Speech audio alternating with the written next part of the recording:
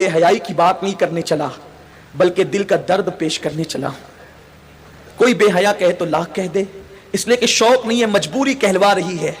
جو کہنا چاہتا ہوں، آج ہمارے نوجوان جس فعل بد میں سب سے زیادہ گرفتار ہیں، زنا سے بھی زیادہ، وہ ہے اپنے ہاتھوں سے اپنے اوپر غسل کو فرض کرنا.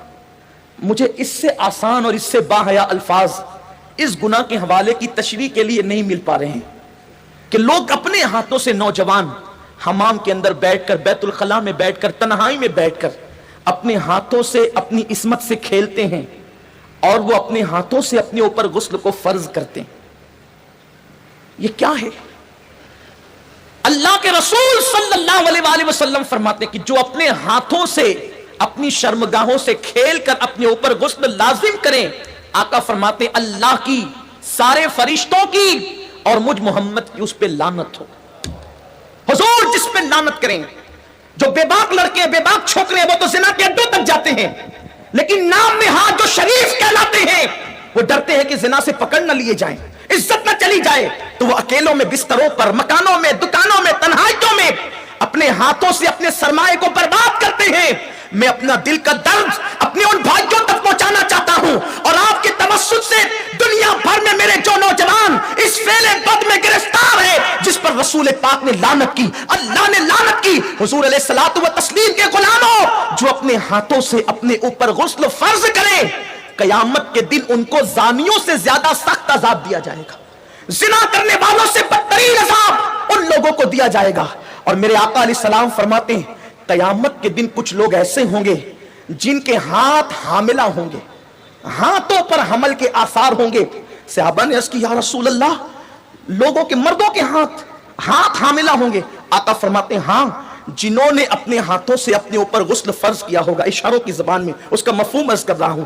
قیامت کے دن وہ اس حالت میں اٹھیں گے کہ ان کے ہاتھ حاملہ ہوں گے. اور یاد رکھنا، ایسا کرنے والے ان کے چہروں پر پھٹکار برستی ہے، آنکھوں کے ارد گرد کالے کالے ہلکے پڑ جاتے ہیں، گڑے پڑ جاتے ہیں، آنکھیں اندر کو دھس جاتی ہے، زندہ رہ کر بھی انسان مردہ نظر آتا ہے. اور اگر 1 مہینے تک یہ فعل بد کر لیا، ساری زندگی اس کی عادت پڑ جاتی ہے. ایک وقت وہ آتا ہے کہ انسان شادی کے قابل نہیں رہ جاتا. جب ماں باپ شادی کا پلان پیش کرتے ہیں، ادھر منہ چھپا رہا ہے، ادھر منہ چھپا رہا ہے، گویا کہ اپنی زندگی کو تباہ کر چکا ہے، برباد کر چکا ہے. سنی دعوت اسلامی کے اجتماع میں آنے والوں، وقت کے اختصار کو ملحوظ رکھتے ہوئے بس اتنا پیغام آپ کو دے دوں، اگر آج سے پہلے کسی نے اپنے ہاتھوں اپنے اوپر غسل فرض کر کے حضور کی لعنت مول لی ہے، اللہ اس کے رسول کی لعنت کا وہ شکار ہوا ہے، اللہ اکبر، تو وہ آج اس سنی اجتماع میں سچی توبہ کرے. اس لیے کہ توبہ انسان کی زندگی کو بدل دیتی ہے. یہ توبہ ہی ہے جس نے فضیل ابن عیاض کو اولیاء کا تاجدار بنایا. یہ توبہ ہی ہے جس نے بشر حافی کو بغداد کے میخانے سے نکال کر کعبے کا مجاور بنایا اور 2 لاکھ حدیثوں کا حافظ بنا دیا.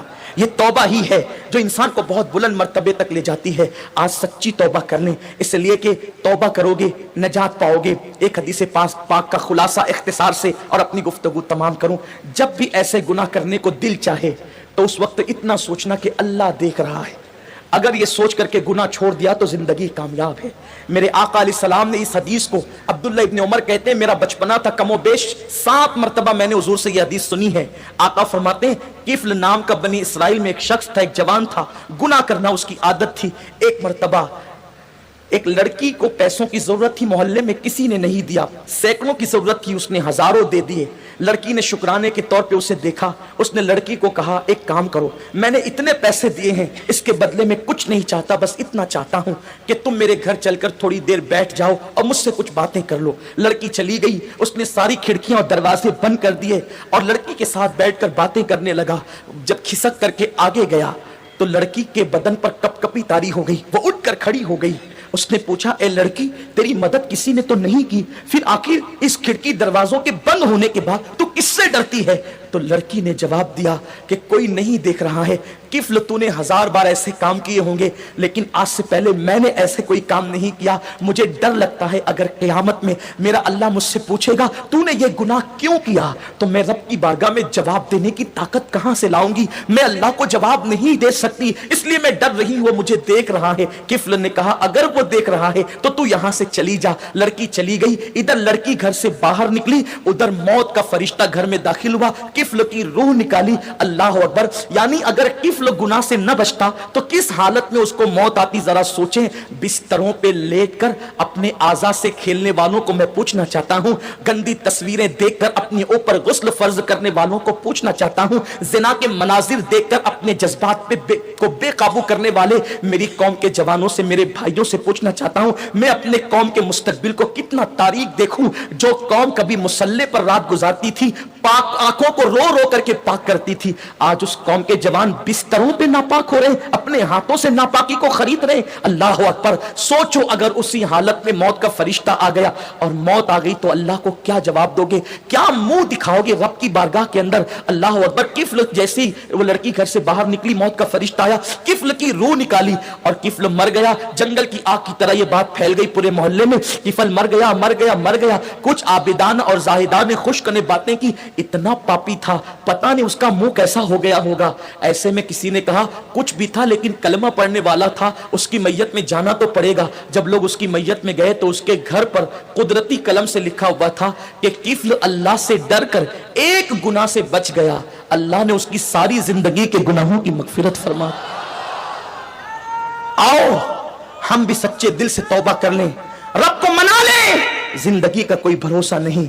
और इतने बड़े इज्तिमा में आए हो, मैं तो बस इतना कहता हूं, यहां से जाओ तो ये अज़्म लेकर जाओ, इंशाअल्लाह ना गुनाह करेंगे न गुनाह करने देंगे। अपने इलाकों में जाकर सुन्नी दावत इस्लामी की शाखें कायम करेंगे, बरकात शरीयत का दर्स देंगे, इज्तिमात करेंगे ताकि हमारे नौजवान गुनाहों से बच सके। मुमकिन है अपनी फुगा से चंद लोग ही बच जाएं तो यही अपने लिए निजात को काफ़ी है। अल्लाह तबारक व ताला से दुआ है मेरा अल्लाह मुझे आप सबको अमल की तौफीक दे। बातें तो बहुत है लेकिन वक्त मुख्तसर है। ये किस्सा लतीफ़ अभी नातमाम था, जो कुछ ये किस्सा लतीफ़ अभी नातमाम है, जो कुछ बयां हुआ वो आगाज़ बाब था। गुफ्तगू के दरमियान